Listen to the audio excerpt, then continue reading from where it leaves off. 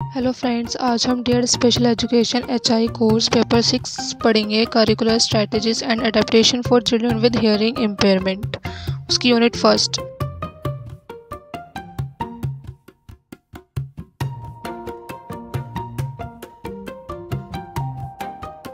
Unit first पढ़ेंगे introduction to curriculum and curricular strategies, पाठ्यक्रम और पाठ्यक्रम रणनीतियों का परिचय। पॉइंट फर्स्ट है इसका पाठ्यक्रम की परिभाषा और सिद्धांत। पाठ्यक्रम दो भागों में बांटा जाता है। पहला है पाठ्यगामी क्रियाकलाप और सहपाठ्यगामी क्रियाकलाप। पाठ्यगामी क्रियाकलाप विषय, अध्ययन और परीक्षा से संबंधित होता है और सहपाठ्यगामी क्रियाकलाप त्योहार, उत्सव, खेल, प्रतियोगिता आदि से संबंधित होता है। इस इंट्रोडक्शन पढ़ेंगे। पाठ्यक्रम किस प्रकार से किसी भी विषय, क्रियाकलाप और बच्चों को किस प्रकार के अनुभव प्राप्त करवाने हैं, यह पाठ्यक्रम पर आधारित होता है। पाठ्यक्रम इसलिए बनाया जाता है कि विद्यार्थियों को विषय और क्रियाकलाप से किस प्रकार के अनुभव मिलने चाहिए।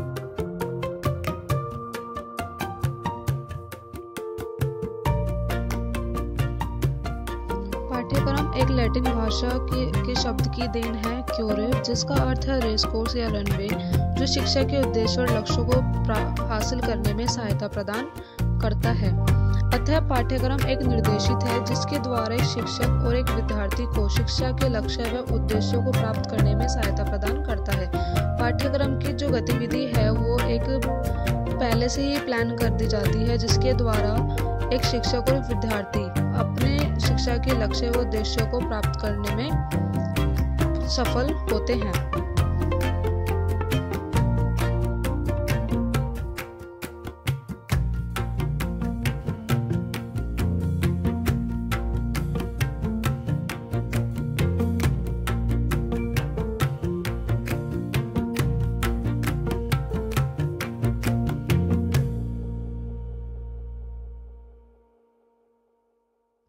नेक्स्ट पॉइंट है पाठ्यक्रम एक व्यापक क्षेत्र है जिसके अंतर्गत पाठ्यगामी और सह पाठ्यगामी क्रियाकलाप को नियोजित किया जाता है। पाठ्यक्रम की सहायता से बच्चों के पूर्ण विकास और बच्चों के व्यक्तित्व में सहायता प्रदान करता है। कि जो पाठ्यक्रम का जो क्षेत्र है वो काफ़ी बड़ा है, जिसके अंतर्गत पाठ्यगामी और सह पाठ्यगामी क्रियाकलाप को प्लान किया जाता है और पाठ्यक्रम की सहायता से बच्चों के पूर्ण विकास में मदद मिलती है और व्यक्तित्व के विकास में भी सहायता प्रदान करता है। पाठ्यगामी पाठ्यगामी क्रियाकलाप के अंतर्गत वह गतिविधियां आती है जो सिर्फ विषय आधारित या पढ़ाई लिखाई से संबंधित होती है।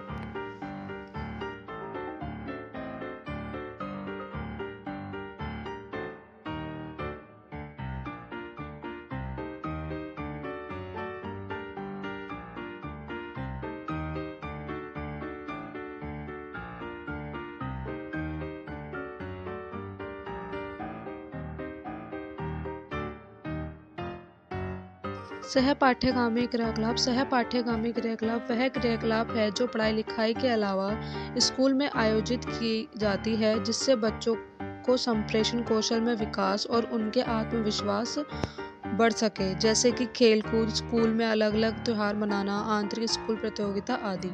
ये सारी क्रियाएं सह पाठ्यगामी क्रियाकलाप में आती है।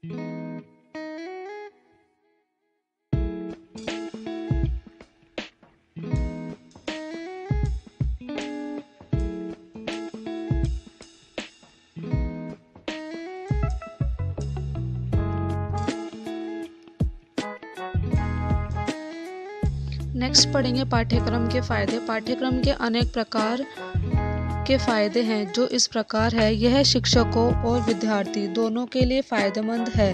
यह एक पूर्व नियोजित क्रियाकलाप जो एक शिक्षक और विद्यार्थी को निर्देश देने में सहायता प्रदान करता है। जैसे कि पूर्ण आयोजित क्रियाकलाप है तो यह बच्चों के पूर्ण व्यक्तिगत विकास में सहायता प्रदान करती है। इसके द्वारा एक शिक्षक अपने कार्य समय से पूर्ण करने में सक्षम होता है।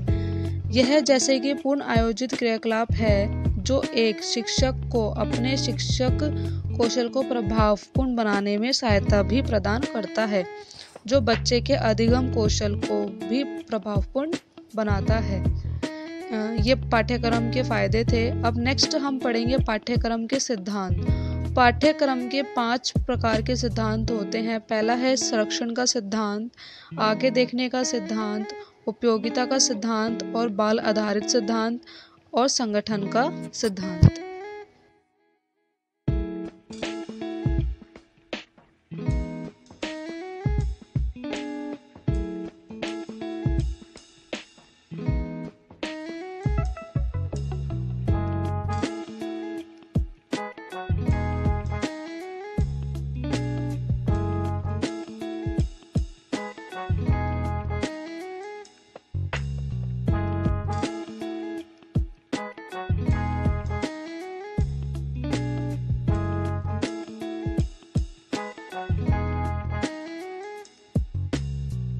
संरक्षण का सिद्धांत हमारा जो राष्ट्र है वह वर्तमान, भूतकाल, भविष्य से प्रेरित होता है। हमारी संस्कृति हमें प्रोत्साहित करती है कि वर्तमान काल में आने वाली समस्याओं का समाधान कर सके और भविष्य के विकास के लिए तैयार रहें।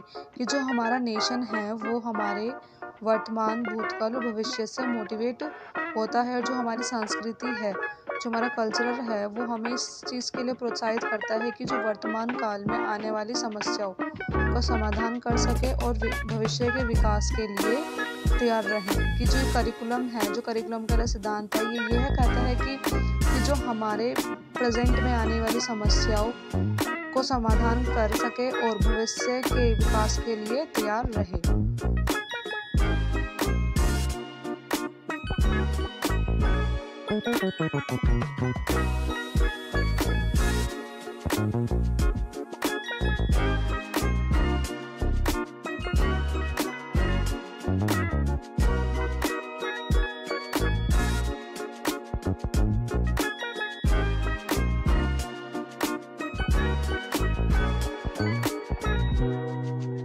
इसलिए समाज की सारी जरूरतों को ध्यान में रखते हुए यह पाठ्यक्रम को तैयार करना चाहिए और उसी प्रकार से पाठ्यगामी और सहपाठ्यगामी क्रियाकलाप को नियोजित या आयोजित करना चाहिए। दूसरा सिद्धांत है आगे देखने का सिद्धांत। किसी भी शिक्षा का उद्देश्य होता है कि बच्चे को आगे के जीवन के लिए तैयार करना, क्योंकि आज के बच्चे कल के नागरिक हैं। इसलिए हमारा पाठ्यक्रम भविष्य आधारित और सामाजिक आधारित और विकासपूर्ण आधारित होना चाहिए। कि जो हमारा शिक्षा का उद्देश्य है वो यह है कि बच्चे को आगे के जीवन के लिए तैयार करना, क्योंकि हमारे आज के बच्चे ही हमारे कल के नागरिक हैं। तो जो पाठ्यक्रम बनाया जाता है वो भविष्य आधारित होना चाहिए, सामाजिक आधारित होना चाहिए और विकासपूर्ण आधारित होना चाहिए। इसके साथ साथ एक पाठ्यक्रम का उद्देश्य यह भी होना चाहिए कि बच्चे के सामान्य कौशल को तैयार करना, ताकि भविष्य में आने वाली चुनौतियों का हल कर सके। कि मतलब भविष्य पाठ्यक्रम का ये भी उद्देश्य होना चाहिए कि एक बच्चे की जो सामान्य कौशल्स हैं, जो जनरल स्किल्स है, उनको भी तैयार करना, ताकि वे अपने भविष्य में आने वाली चुनौतियों को आसानी से हल कर सके। नेक्स्ट सिद्धांत है उपयोगिता का विकास। इस सिद्धांत से यह तात्पर्य है कि शिक्षा का सिर्फ मूल उद्देश्य यह नहीं कि उनको एक अच्छा नागरिक बनाना, बल्कि समाज में भी रहकर समाज की गतिविधियों में मूल रूप से भाग लेना। कि मतलब शिक्षा का केवल यह ही उद्देश्य नहीं होना चाहिए कि उन्हें एक अच्छा नागरिक बनाए, बल्कि ये भी उद्देश्य होना चाहिए कि समाज में रहकर समाज में होने वाली जो भी गतिविधियाँ होती है उनमें मूल रूप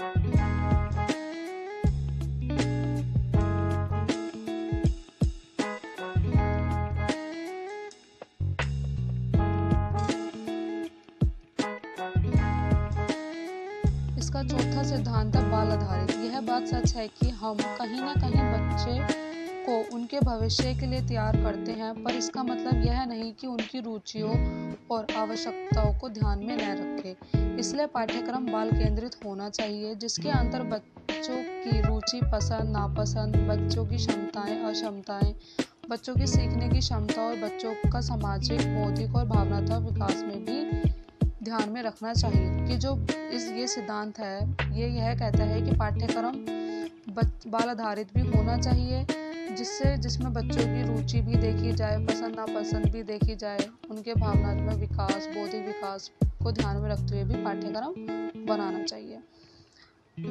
आखिरी सिद्धांत है संगठन का सिद्धांत। बच्चों की आवश्यकता और जरूरतों के हिसाब से और रुचि के हिसाब से तथा समाज की आवश्यकता के अनुसार पाठ्यक्रम को अनेक रूपों में आयोजित किया जा सकता है। कि जो संगठन का सिद्धांत है वो ये कहता है कि बच्चों की आवश्यकता और जरूरतों के हिसाब से और रुचि के हिसाब से और समाज की आवश्यकता के अनुसार पाठ्यक्रम को अलग अलग रूप में आयोजित किया जा सकता है। यह विषय आधारित और इकाई आधारित भी हो सकता है। कि मतलब ये एक सब्जेक्ट मतलब एक विषय आधारित भी हो सकता है और एक इकाई आधारित भी हो सकता है। अतः पाठ्यक्रम बाल केंद्रित, सही रूप से संगठित, अर्थपूर्ण होना चाहिए। कि अगर पाठ्यक्रम है जो बाल केंद्रित है वो एक सही रूप से संगठित होना चाहिए, अर्थपूर्ण होना चाहिए, साथ ही बच्चों की जरूरतों को पूरा करना चाहिए।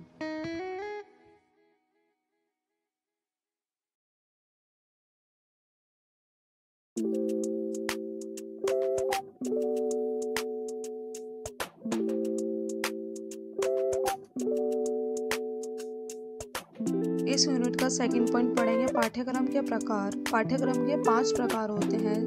पहला है बाल केंद्रित मतलब चाइल्ड सेंटर्ड, दूसरा है विषय आधारित सब्जेक्ट सेंटर्ड,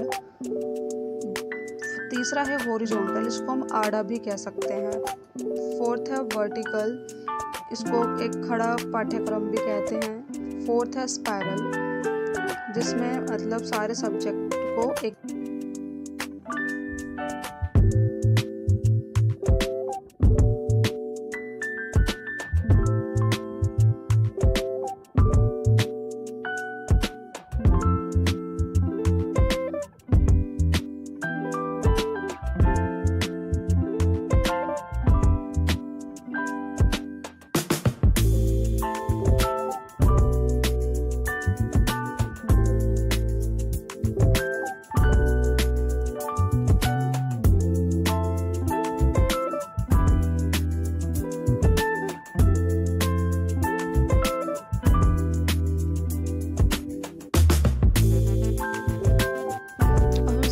प्रकार पढ़ेंगे पाठ्यक्रम बाल केंद्रित। इसको इंग्लिश में कहते हैं चाइल्ड सेंटर्ड करिकुलम। इस प्रकार के पाठ्यक्रम के अंतर्गत बच्चों की आवश्यकता, बच्चों की रुचि, बच्चों की पसंद नापसंद, बच्चों की अधिगम क्षमता और उनका सामाजिक और भावनात्मक विकास पर आधारित होता है और इसी के आधार पर बच्चों के विषय वस्तु, क्रियाकलाप और सीखने के अनुभव को आयोजित किया जाता है। कि चाइल्ड सेंटर्ड करिकुलम का मीनिंग यह है कि इसमें सिर्फ बच्चों को ध्यान में रखते हुए इसको बनाया जाता है। कि मतलब बच्चों की रुचि के अनुसार, पसंद नापसंद के अनुसार, उनकी अधिगम क्षमता के अनुसार, मतलब सीखने की जो एबिलिटी होती है, लर्निंग एबिलिटीज होती है, उनके अनुसार इसको बनाया जाता है। उसी प्रकार से सारी क्रियाकलाप। इसका दूसरा प्रकार है विषय आधारित। इस प्रकार के पाठ्यक्रम के अंतर्गत हर एक विषय को एक अलग महत्वता दी जाती है और यह एक पारंपरिक विधि है पाठ्यक्रम के आयोजित करने के लिए और इसके अंतर्गत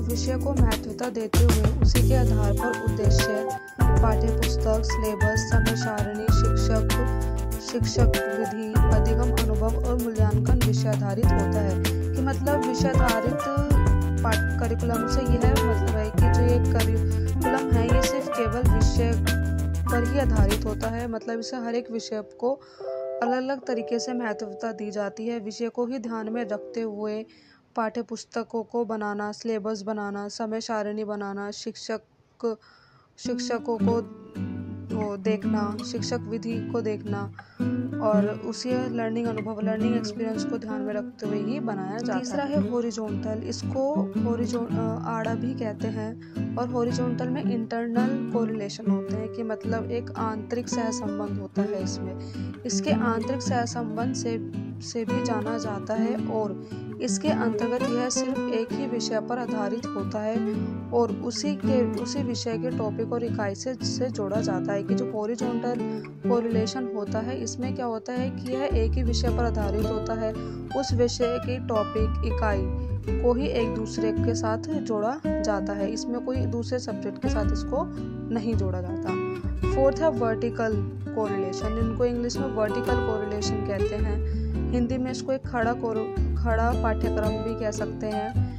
वर्टिकल में एक्सटर्नल कोरिलेशन होता है, मतलब बाहरी सहसंबंध। इसको बाहरी सहसंबंध से भी जाना जाता है और इसके अंतर्गत एक विषय का संबंध दूसरे विषयों के साथ सहसंबंध स्थापित किया जाता है, जैसे कि इतिहास का शिक्षण भूगोल, नागरिक शास्त्र और अर्थशास्त्र जैसे विषयों को विषय से संबंधित होता है। ये एक वर्टिकल कोरिलेशन होता है कि मतलब एक सब्जेक्ट को दूसरे सब्जेक्ट के साथ जोड़ा जाता है। लास्ट आपका आता है स्पाइरल कोरिलेशन। स्पाइरल कोरिलेशन में क्या होता है कि इस प्रकार के अंतर्गत एक विशेष विषय को केंद्रित बनाया जाता है और बाकी विषय इस विषय के आसपास घूमते हैं। कि मतलब